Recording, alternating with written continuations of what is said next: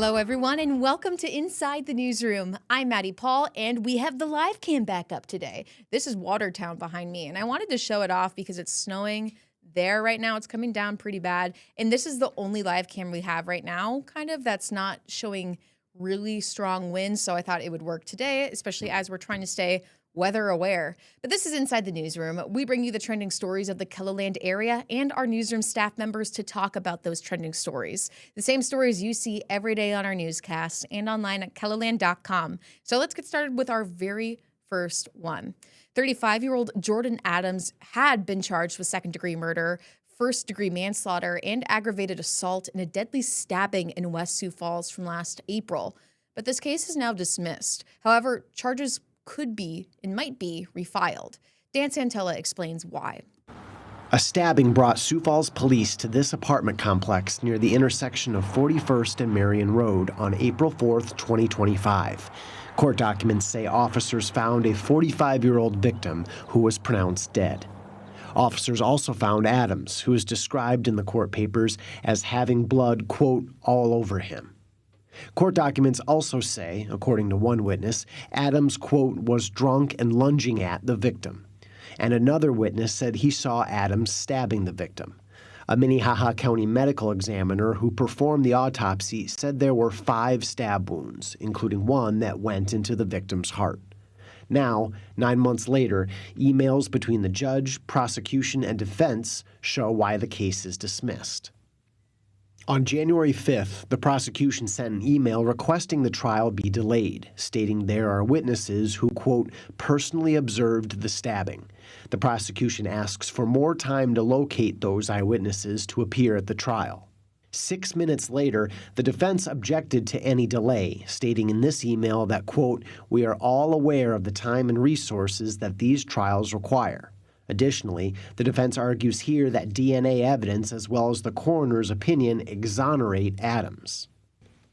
That same morning, Judge John Song responded and sided with the defense, denying the prosecution's request to delay the trial. The judge writes to the defense and prosecution that the trial date had been scheduled for months, also saying that a change would mean waiting until June. On Friday, the state dismissed the case. The prosecution says relevant witnesses were not located, adding that it had unsuccessfully sought a, quote, reasonable delay to find them. And Dan Santella joins us at the digital desk now to talk more about this case. This seems pretty complicated, Dan, but you really took some time to break down all those details in a way that's simpler to understand. So how long did it take you to get this story ready for air? Oh, it's a little bit of time, yeah. You know, I didn't go to law school, so have to rely upon,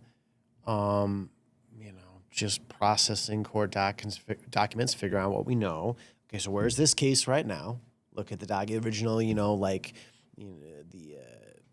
what investigators said that, led to the charges, put the scene in last April in Sioux Falls. So figure that out. Okay, so now it's dismissed. Well, it looks like there's just some emails from in the court docket from the judge and prosecution defense. Take a look at that. And those, as you saw in the story, had a fair amount of information in them. So processing those and figure that out.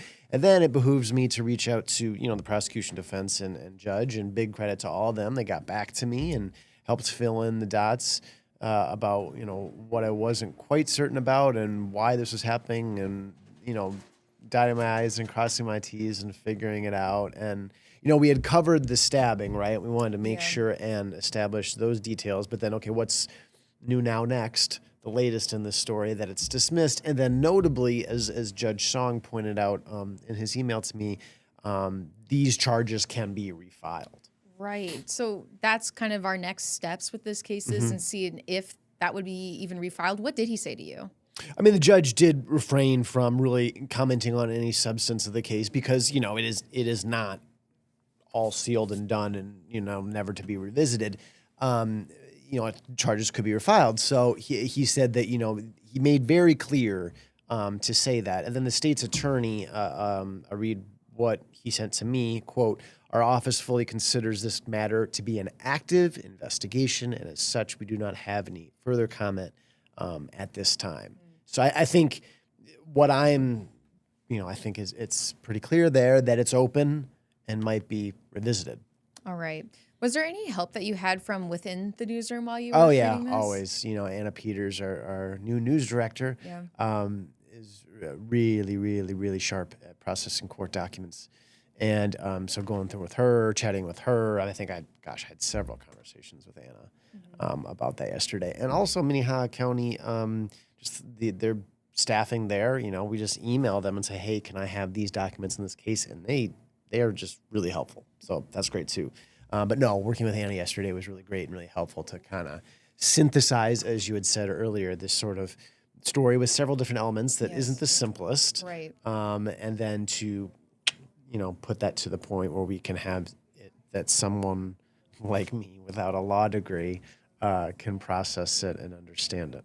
Well, you did a really well job. Thank you so much for being here at the digital desk for these details, Dan. Everyone stick around. We still have a lot to get through for Inside the Newsroom today. Lots of trending stories, lots of weather to talk about too. In fact, we're going to show you one story where the Sioux Falls City crew braved some of the elements yesterday right before that snow hit. So stay with us. We'll be back with Inside the Newsroom right after a quick break.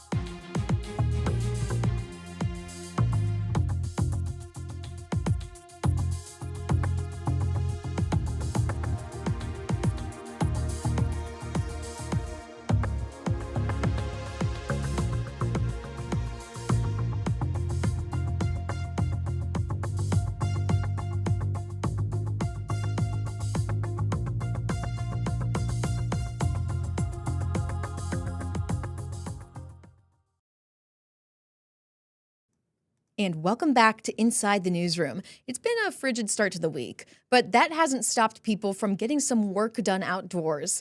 Jordan DeSmit caught up with the crew in Sioux Falls to see how they are preparing for even chillier temperatures on the way. If you drove through this eastern Sioux Falls neighborhood today, you may have noticed a city crew braving the elements.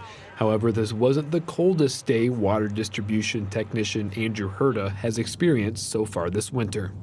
Fortunately, we're ice fishing all weekend, and it was a lot worse than this, so I feel like this is a sunny day. They were there to replace a valve after the homeowner had an issue with the water service. We've had a lot of water breaks and water issues, not real bad, but enough to keep us busy. The crew made sure they were bundled up, all to ensure they stayed warm enough to address the problem at hand. It's very important to us, it's very important to our division that we make sure that all homeowners in Sioux Falls have water running to their residence, no matter day, night, cold like this, or hot.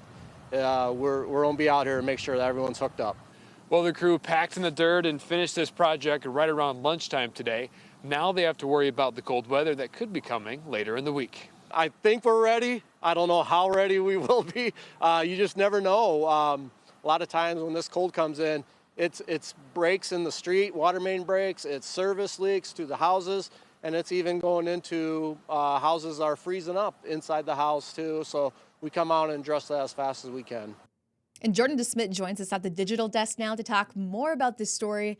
Jordan, I have to say, I saw that you beat the snow for this story yesterday, but I'm sure you felt that cold, right? It was very cold. I think you could see my stand-up. I was cold because when I did that stand-up, I was probably outside for a good hour and a half at that point. Oh my gosh. Yeah. Well, so were they probably at the same time too. How did you get this story set up? Did you happen to stumble upon this crew, or did you know that they would be out there working at that time? Yeah, so we know a few people work for the city, like Dustin Hanson. We've talked to him a few times. You usually see him when there's snow because he's the street coordinator. He's responsible for getting the snow off the streets. And he told me, well, I don't have anybody out really right now, but let me call around and see. And then he gave me a call back and said, go to this address. We have a crew over there working on some water. So did you know what story angle you were going to take at that point, or did it kind of just come to you after you met with the crew? I mean, I had questions written down. I think I knew I wanted to see, okay, how are they adjusting to the cold? How is the cold affecting them? Then obviously I needed to make sure I knew like what they were working on and why it broke and stuff like that. So, I wasn't expecting to mention ice fishing in my story. Yeah, right away too. And as soon as he said that, I'm like, I think I'm going to lead my package with that. That's really funny. And so, it's good, I think, with stories like this to have a little bit of a sense of humor and to show the human side of people. I was just saying, I love the character elements of this story with the interviewees. And then your stand-up is pretty fun, too. You're low and you're making some gestures to the ground. So what kind of purpose does that stand-up serve for this story? And how'd you come up with it? I was wondering because, I did the interviews after they were done because I'm like, I'm not going to say I'll take a break for a second and from your work, so I did it after. And so I would have loved to maybe do a stand-up with them working in the background, but at the same time, I was also prioritizing getting the footage that you see right there. And so I'm like, you know what, I think I can make this work. And so I got down in a catcher stance and did my stand-up. Catcher stance, I love that. From this story, I learned that I should make sure I have no water breaks or any types of issues for my home. So what do you hope viewers take away from a story like this? I mean, just understanding, I think that last soundbite was maybe the most important from the city worker because, I mean, it's supposed to get, I'm sure you talked to Scott Munn about how it's going to get really, really cold, right? Yes. In the negatives all day on Friday. And he mentioned that, that's when we see a lot of issues, right? With water freezing and stuff like that. So just be wary of that and make sure you're checking on that. And if you have a problem, call the city. Awesome. Well, Jordan, thank you so much for being here and sharing some details here at the digital desk. Everyone stick around. We have more on Inside the Newsroom. We're looking at one report showing how South Dakota is among the most expensive to give birth. Stay with us. We'll be right back after the break.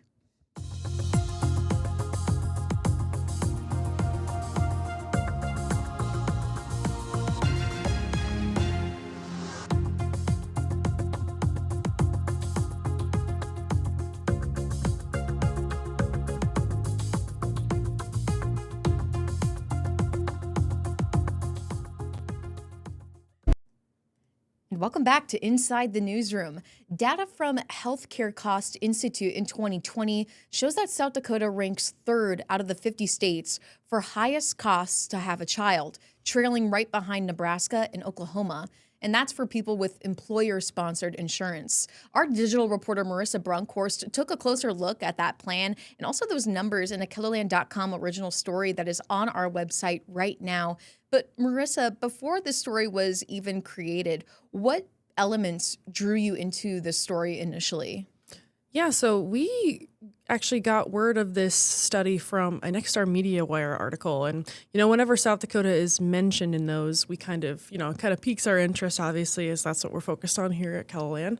And I took a closer look, and yeah, that data is from 2020. That's kind of what drew me to the story. Your headline really jumps out to me before we even get to what's included in the article, but it just says, report, SD among most expensive to give birth. I don't know. It's just something that really jumps out at me, makes me want to click. So why did you stick with this headline? You could have chosen a different word like labor and delivery or things like that, but I think always kind of going for a more active voice in headlines kind of draws people in. So give birth is more literal, I would say. Yeah, it worked for me. As you were researching everything and putting everything together, what stood out to you the most?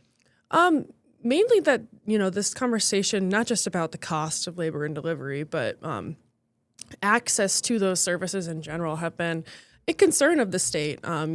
We were looking for other information for this story, and the Department of Health is actually working on this. They're aiming to establish those 3 regional hubs to kind of close the gaps between people that live in more rural areas that maybe don't have close access to hospitals like if they did in Sioux Falls. Do you think this story, because I was going to bring that up too, that you included what is in place and plans that are in place for that. Is this story kind of like a problem solution type of story, or is it more presenting the facts? Or why did you even choose to include the fact that the South Dakota Department of Health is aiming to establish these 3 regional hubs? Well, my focus of the story is initially on the cost because of that study, but I thought the Department of Health's information could also just provide some context to readers about, there are other costs that maybe aren't considered besides just like the services of labor and delivery in general. You have to drive to appointments. When you live far away, you don't have access to a hospital. That's another cost that people don't always consider. So I thought including that could also just add some context to the issue. And what do you hope viewers learn from a story like this, if anything? Where people have access to healthcare is important. If you live in a smaller town, Easy as that. Well, Marissa, thank you so much for being here at the digital desk and giving us some more details. And everyone, stick around. We're going to have more on Inside the Newsroom when we come back after the break.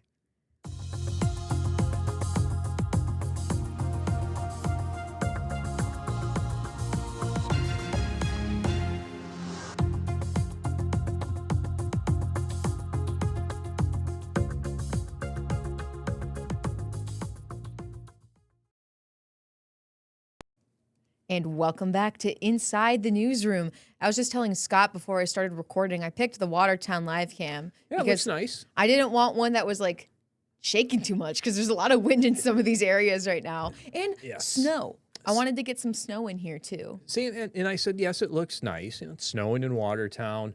The winds have not picked up. Now, where we do have the strong winds and the snow, then yes, we have problems with visibility and some driving. And we have that in western central South Dakota as of, earlier this morning. It's in the early part of the afternoon that these strong winds will move into southeastern KELOLAND. So we are looking at things that, not so nice once those winds do pick up. When we had just under an inch of snow yesterday in Sioux Falls. I was going to say, it felt like a winter wonderland, though, because of that. Hold on, I want to bring up, did you have this in Whether or Not, the Terry Peak live No, cam? I did not. Oh, you didn't? No. Go ahead and bring it up, Yeah, I'm going to bring it up here then. Because, oh my gosh, wait, is this the same one? Hold on. Because you were showing me it, and like you literally could not see anything. Yeah, pick the summit. Is this the summit? Nope, that's not the summit. Hold on, I want to make sure that I get this adjusted correctly too. Bonk, that's good enough. Okay, I don't hold see on. anybody in those chairs either. No.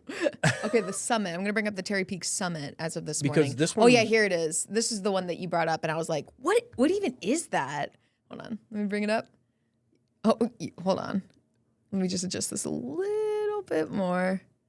There you go. You can kind of just see. Now, every now and then, you'll be able to see that chair lift that comes in and out because the visibility will improve and then, decrease again. And we're not seeing it. See, even that sign comes and goes. In the bottom, look, it's now gone. It's gone. That's the strong wind. Wind gusts 50, 60 across western South Dakota combined with the snow. Any new snow that's falling, any loose snow that's on the ground. See, the visibility just got a lot better. You can really see whatever that sign is. This is of this morning, But you too. still can't see. Yeah, this is earlier this morning, a little bit before 9:30. But you still can't see that chairlift. No, you can't. And when you sat down, 5-10 minutes ago, it would come and go. Yeah, it would come and go, and now it's just gone. And that's the problem that we'll have with traveling, especially. And, of course, that snow that blows right along those roadways. Scary It'll stuff. give you some snow-covered roads, also some ice on there. Some black ice will be possible. So, yeah, unfortunately, we're talking some bad travel conditions once that wind picks up. Lots of reasons to stay weather aware and on top of KELOLAND news and KELOLAND weather. In fact, Scott, you and I, Yes. we talked a little bit about weather on our newest TikTok. You're all for excited KELOLAND. about this TikTok. I love TikTok. Your video is blowing up, though. We did a video about how it's going to get cold later this week on Friday, and I'm a part of it just a little bit. That's why it's blowing up. Blowing up, blowing and you're snow, showing blowing this, wind. right? Yeah, okay, so I want to show, because it shows, this is the entire video. I took one long video, and then I cut the part that was this what is we this is used. just a half-hour show, right? Right, yeah. I thought we took 5 minutes to make it, but we actually took 2. So Really? Yeah, it was only 2 minutes. It was like 150. So here's the whole video. Let's watch it together. And then you'll edit it. But I'm gonna edit it. You want a countdown? Sure. Should I pop in or should I Yes, just be pop here? in. Okay. Man, I thought we already established this. Okay, I'm sorry. I'm just really excited. Sound like my family. Oh, that's not a good one. Ready? And then okay, ready? 3, 2, 1. Hello, KELOLAND. Well, if you haven't heard, we have very cold temperatures on the way as we get into the later part of the work week. Here, we got What was wrong with that? Why did you? Was that funny? These are like Seinfeld bloopers. I could hear myself go, was it funny? Like, as I'm laughing at myself. I think I'm a comedian. You know, the funny thing is, I'm used to doing all the pointing in front of the green screen too. Oh yeah. And then when you walked, I don't know if you have it on here, but when you walked in, and I tried to point to you that first time. Oh, my I think hands, it's on like, here. wasn't in the frame, and I think I was using the wrong one, or it was just everything. I think that was, is on it here. was Let's see. different. It was weird. Okay, ready? 3, 2, 1. Hello, KELOLAND. Well, if you haven't heard already, we have very cold temperatures coming in for wind chills, dangerous wind chills late this week. Hollywood Maddie. Oh, I got to point this. Dang it. See how reversed that is? Yeah, Because I it's do. the phone. This is being recorded It's off the your phone. Yeah, it's not it's not me, but this is being recorded obviously off your phone. Then Yeah. Maybe so I should not come in when the viewers know. Oh, at this point, I'm saying maybe I should not come in when you're talking about dangerous conditions. Like I should wait until Right. it's a little bit more appropriate to come in. Yeah, Because we're trying to make a it's joke. it's a fine line here Yeah. because You yes, want to bundle they are up. dangerous Yeah. wind chills. Well, I'll try to do that. You want to We really don't make too much light of that, No. but yeah, just watch those numbers Friday morning. I think this is upcoming the take we did 3, 2, and 1. posted. I hope so. Hello, KELOLAND. I'm meteorologist Scott Muntz. If you haven't heard, we have dangerous wind chills coming in late this week into the weekend. You definitely want to bundle up, just like my friend here, Hollywood Maddie. Oh, yeah, she's already feeling the chill. But these are outdoor temperatures we're talking about, Maddie. It's not that cold inside. But we are looking at the dangerous wind chills this dramatic. weekend with You numbers in the leave. minus I'm outta 30s. there. Some of us may approach minus 40. Yeah, Stay watch attuned that. to And the then- changing weather conditions. I cut there. Oh. Gosh, we're gonna go viral, Dexter. Oh my goodness. Oh yeah, I forgot. That's when Dexter came over and he's looking. He's literally looking at us like, What is going on? He's like, and I was like, no, Dexter, it's a good thing. It's a good Hey. thing. That's how much we enjoy our job. Exactly. We always have so much fun here. And on Inside the Newsroom, which I have to wrap up right now, since we have so much fun, got to end the fun. Sad. That's all right. We'll That's be back tomorrow, I think. You know we will. What do you mean you think? I'll be here. Never know. Look at the snow Never picking know. up. They might be too cold for you to leave the apartment. Oh, That's going to be Friday. don't worry. Hollywood Maddie will bundle up and go, ooh. All right, everyone. Dark glasses on. Thank you so much for watching. Until next time, have a great day, everyone. Let's do it. Let's do it. Woo!